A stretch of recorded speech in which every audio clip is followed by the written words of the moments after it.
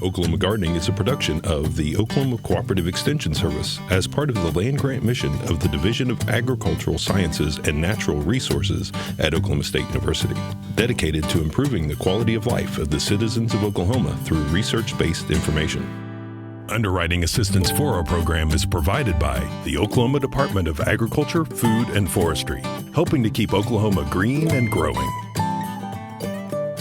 Today on Oklahoma Gardening, host Casey Hentges scoops up added value from last season's straw bale beds. We create homemade seed starting kits. Casey plants potatoes from seed. And we travel to OSU's Cimarron Valley Research Station in Perkins, Oklahoma to check in on the Bermudagrass Eradication Study and highlight some of the mechanical control measures that are being tested.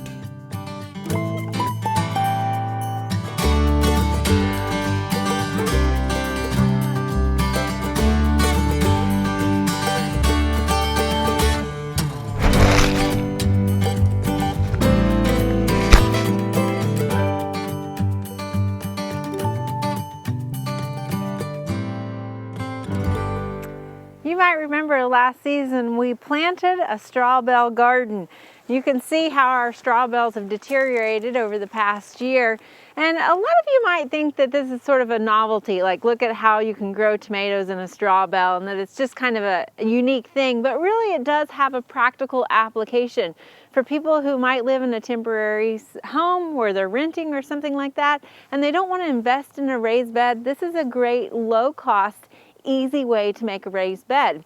If you have poor soil and you're looking for better drainage, a $10 bale of hay will allow you to grow for a season. But you might get 2 season crops out of it. We had tomatoes and then we came along later in the fall and planted some collards that we've been feeding our chickens here. At this point though, it's time to go ahead and remove these out of the garden and prepare for this coming spring.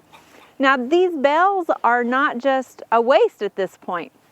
A lot of times you've built a raised bed because you've got poor soil. So we're going to use these to give back to our garden as we go into the next season. Now at this point, we're going to remove any irrigation lines that we might have had attached in here. And we're going to go ahead and take these and load it into our wheelbarrow.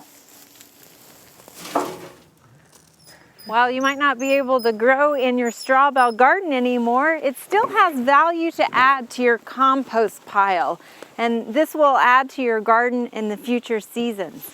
Now, of course, you look at this, a lot of it is broken down really nicely, actually. We didn't put that much potting soil in it, but you can see that potting soil and the nitrogen fertilizer that we initially used really helped to break this down and start that decomposition. It'll continue to decompose in our compost pile. Keep in mind that there are fair amounts of straw that are still intact here, and straw has a high carbon to nitrogen ratio, so you're going to need to add manure or other nitrogen sources to really continue the decomposition of this. As we remove this from the garden, a lot of the twine naturally fell away and we're going to pull that out. We don't want to add any twine or baling wire to our compost pile because that of course won't break down and it'll just be trash we have to deal with later. So after we remove that, we just add the straw and the decomposed potting soil into our compost pile. Another use for your straw bales at the end of the season is to use your straw, especially the ends that haven't decomposed, in and amongst your other garden spaces. A lot of times we like to have a surface to walk on that is not going to cause mud and that sort of stuff. But at the same time, we'll kind of add to the soil as we go along and break down. And you can use this straw to place amongst your garden rows in areas that you're going to walk. And finally, another use for your straw bales, again, there's a lot that's usually not decomposed, and so this makes for a nice mulch to add around your cool season crops that you might already have started in your garden. We've got a bed of onions here that we're going to add this straw to. Now when we talk about incorporating your straw in and amongst plants, we always want to make sure that we're not introducing any disease or insects. So we didn't have any disease problems on our tomatoes and in our straw bale garden last year. So it shouldn't be a problem. But just for precautionary measures, we actually are putting it around a plant that is in a different family. So we had tomatoes planted in those last year, and now we're putting it around onions. So again, you're going to have even less potential for spreading diseases from one plant family to another. A lot of people use raised beds because their original soil is just too poor for drainage or for nutrition or for whatever reason. Or they might want to elevate it a little bit for easier access. Well, we've used straw bales because one of the benefits to it is the fact that you don't have to bring in a large volume of soil. If you were to build a raised bed, you would then need to fill that raised bed with some sort of soil. So for $10, you have a pre-made raised bed. You just lay the straw bale down, and then you're going to want to treat it in order to get it ready and prepped for planting. Now, here you can see the results after a season of growing in our straw bale. We've actually removed 3 wheelbarrows of material already for various uses in the garden. And each one of those uses that we mentioned all will help to continue to build the soil in your backyard. Now, it might look like we have a little bit of a mess here, but stay tuned and we're going to show you how you can even turn this mess into another raised bed without buying more straw bales.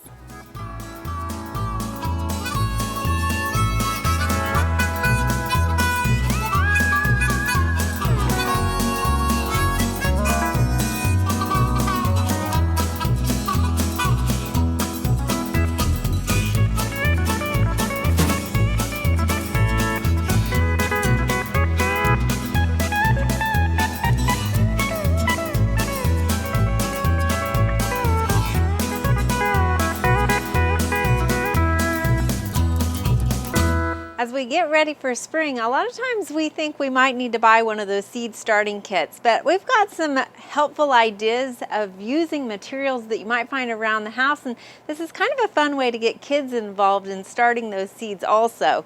So the first thing that we're going to look at recycling, again, a household item, is just plain old toilet paper rolls that we probably have a few of them. So what you're going to do is, these are perfectly sized for one seedling. So you'll just take some scissors and you'll cut about 1 inch up, and you'll make strips about 1/2 inch around your paper towel roll. Now after you've done that, you see we've got the bottom kind of fringed, and we're just going to fold these in on themselves here. And that's going to make our bottom of our container. It doesn't have to be pretty or anything like that, and you might push it down a little bit just to make that crease a little bit better. So once we've got that established, we're just going to then fill it with some pre-wet seedling mix. Now seedling mix is a finer textured potting soil. It's a lot looser than your typical potting soil, and this allows those seedlings to easily emerge out of the soil there. We don't want to fill it all the way, that way we can still water it and not have to worry about our soil, our potting soil, or our seeds from running off the top. After that, we're going to then plant it. And we've got some cucumber seeds here we're going to plant. The nice thing with this is you can just write right on there what it is that you're planting, and you don't have to worry about using a label or something like that. So we'll go ahead and put about just one seed per toilet paper roll. Put it in there like that, cover it, and then we'll need to water it, of course. Now sometimes they can be a little awkward to stand up. They might kind of wobble a little bit. But one trick to do that is to use some twine or a rubber band and tie them up that way. You can see here we've just placed them in a dish, so we'll add a little water, and the paper towel roll will absorb that moisture as it's needed into the soil. Now another trick you could use is just plain old newspaper. So you're going to get a long sheet of the newspaper and fold it lengthwise in half. Then we also need just a regular can of soup, or any vegetable can will work. You're going to line up one end of that can, and you can see there's a little bit of a hangover there, which is what you want. Then we're going to roll our can up.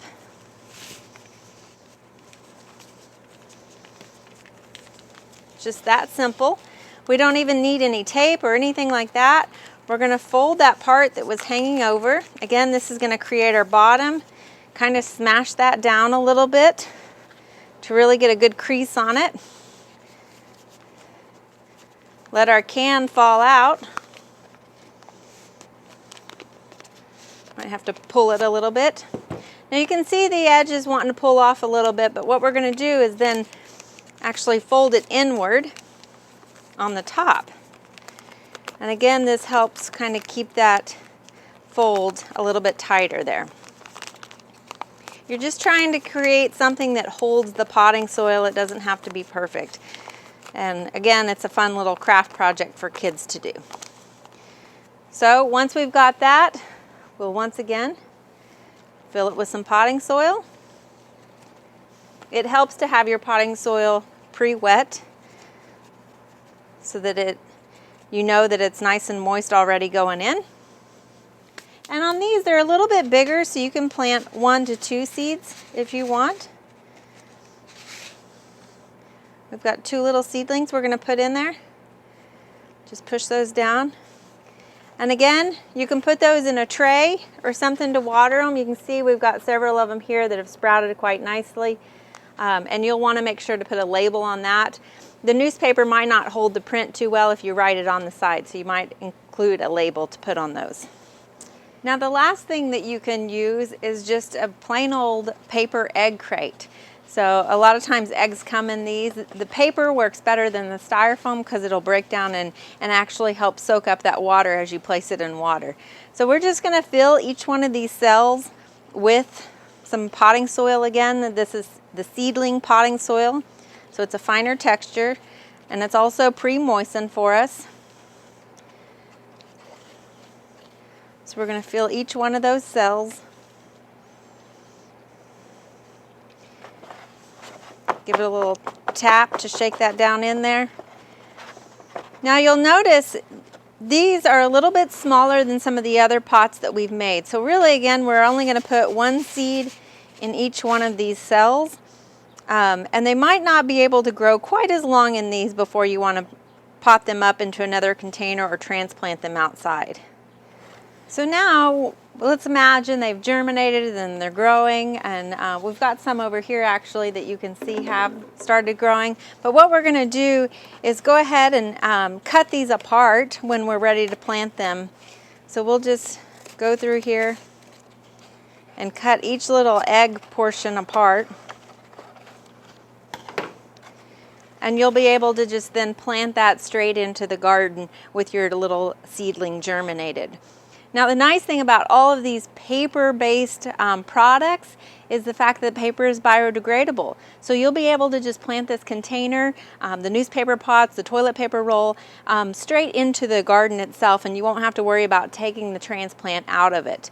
The one thing you want to be aware of is you always want to make sure that you're planting the seedling at the height that it was growing.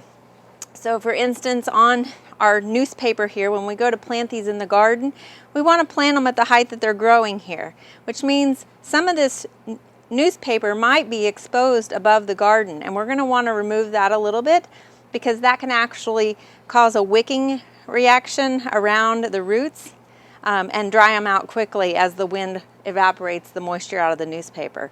So we'll just tear that down a little bit, plant it like this, and they'll be good to go. Now another thing that you might have that will work also for germinating seedlings are these take-home containers that you can get from fast food places and stuff like that. You can either put potting soil directly into this and sow your seedling that way, or you could put a pot in these and then put their moisture down here and allow it to soak up. Either way will work on these. If you plant the seedlings directly in here, you of course want to make sure that you poke holes in the bottom of it so that it allows for drainage, and then you're going to want to put something underneath that to catch that moisture as it drains out. The other thing is we've got to water all of these seedlings. So what's a fun way to make your own little waterer that's a delicate waterer for these little seedlings? And that's just as simple as getting a little drinking plastic bottle. And you want to make sure you've retained the lid, and we're going to punch holes, depending on how much of a flow you want, into each of the lids. So once we've got our holes punched and we've filled up our bottle with water. I'm just going to twist that lid back on there. And look at that. We've got a simple seed water at no cost at all. So this is a fun and easy way to start some seedlings around your house. For just the cost of a packet of seeds and a few household items, you too can start plenty of seeds this season.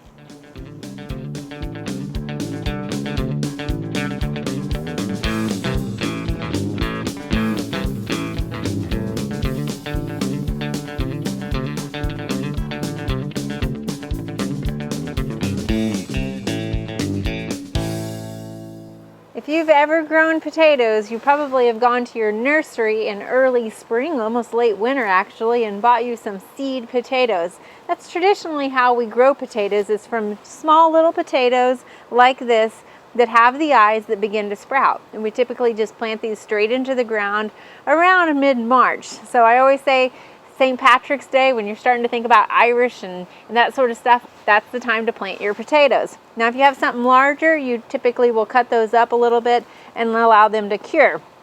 Now this is how we usually think of growing potatoes, is from something like this that's called a seed potato. But today we're going to do something a little different, and that is because we have an AAS winner that's called a Clancy potato hybrid. And this, we actually got true seeds from a potato plant. And so you can see these seeds, they are pelletized, so they're a little bit easier to handle, but these are true potato seeds. Now, just like any other plant, potatoes do produce seeds. In fact, after they put up that flower, they will produce a fruit that looks very similar to a tomato. And that's because they're in the same family, the nightshade family or the Solanaceae family. Now you never want to eat the fruit off of a potato plant because it can lead to some serious health problems because they have some toxins in them. You can eat tomatoes obviously, but not the fruit of a potato plant. These seeds come from that fruit of the potato plant. And we're going to actually plant these today. Typically we don't do this, we just use seed potatoes because they come back as genetic clones of the mother plant. But this is a new hybrid that has blue flowers, and it will produce a red, kind of a rosy cream colored potato tuber. So today we're planting 12 seeds that will produce potato plants for us. A lot of times we don't grow potatoes from seeds because sometimes it can take a little bit longer to grow them from seed versus from a seed potato. The other thing is, a lot of times we never see the fruit actually being produced on a potato plant. That's because after they flower, a lot of times those flowers will just drop off of the plant. Usually in cooler climates where we have cool, longer days is when we will see the fruit actually being produced by the potato plant, which is nothing like our Oklahoma summers, obviously. So this is kind of a novelty, but a lot of people will probably still be growing the old-fashioned way with their seed potatoes. But if you want to try a true potato seed, look at the Clancy hybrid.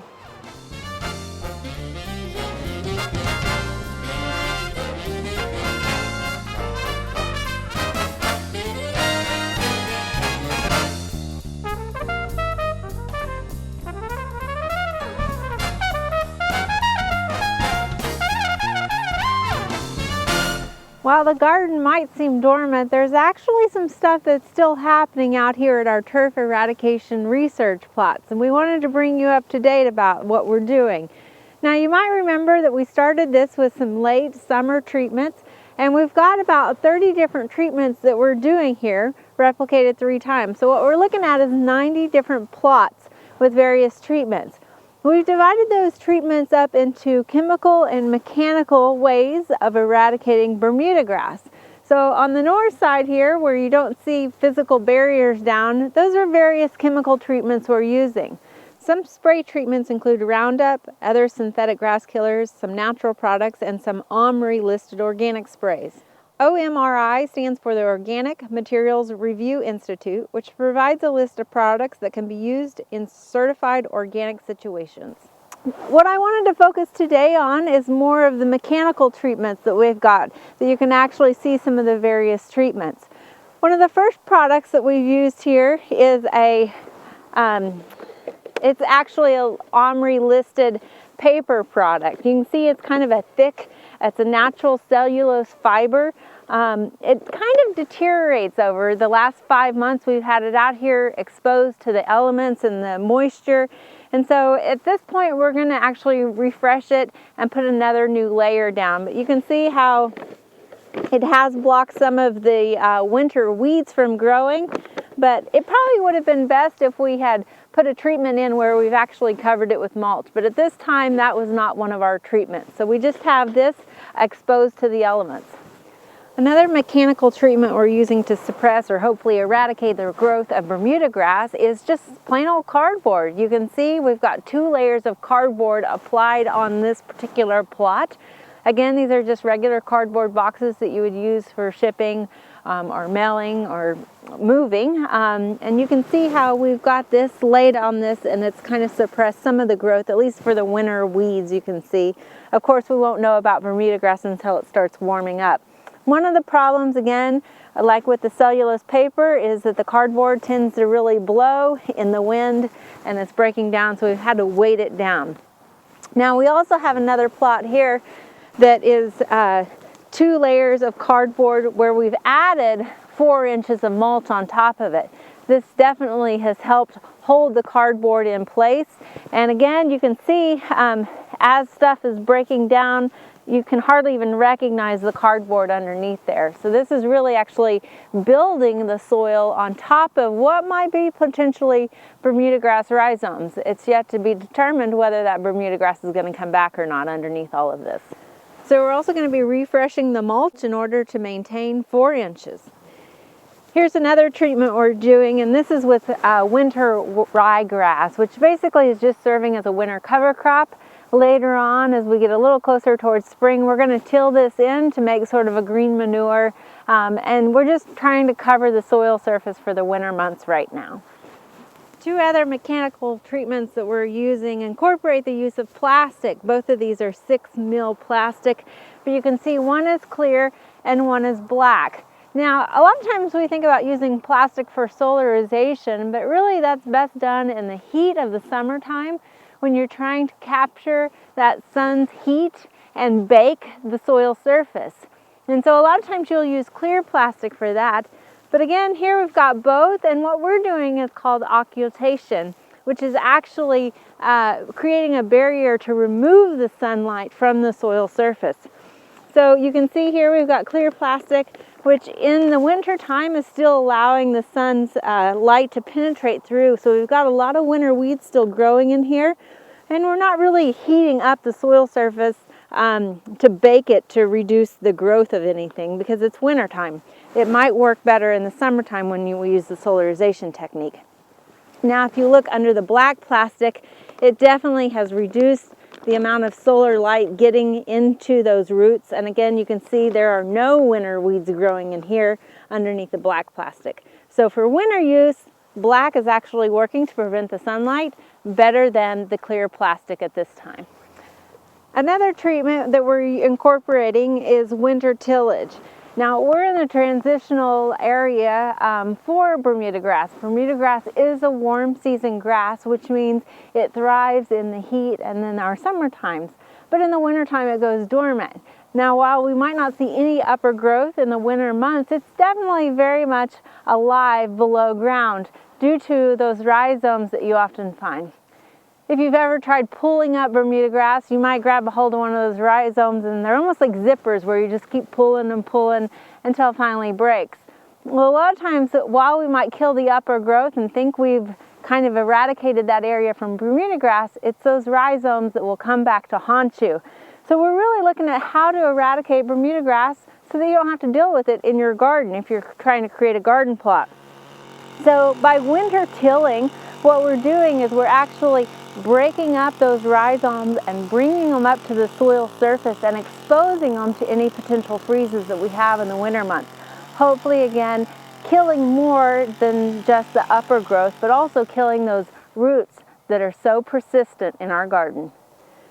So as you can see, we've got a lot of treatments that are happening in here, and while it's a little too early to tell what's happening and which one is working best on the Bermuda grass, because everything is still kind of dormant, it's interesting to see what treatments are affecting the cool season weeds that are growing. We'll definitely keep you up to date as we go through the season to find out which treatment works the best.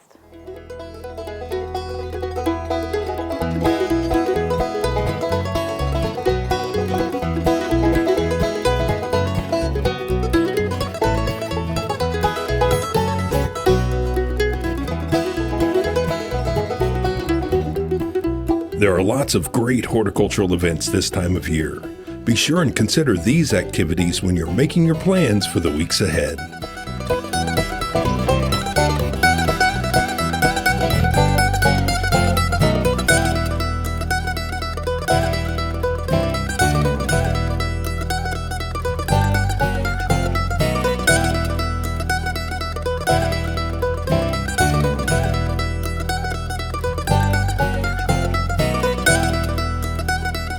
Next week, we'll prune brambles, feed birds in the landscape. Casey will have a timely metaphor for plant health, and there'll be some chores to do to get the garden ready for spring.